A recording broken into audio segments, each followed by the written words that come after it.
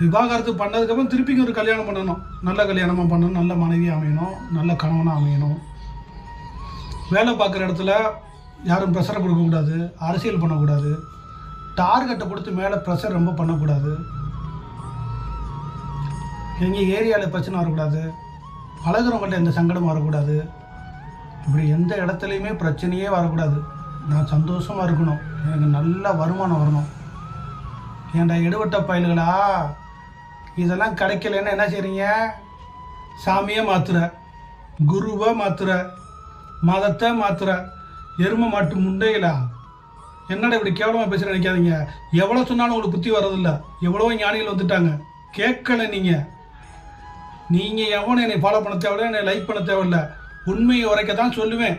நீ என்கிட்ட வர வேண்டிய அவசியம்தான் இல்லை. புரிஞ்சுக்கிட்டியா? ஓ மனசை மாற்றாமல் எதையுமே மாற்ற முடியாது.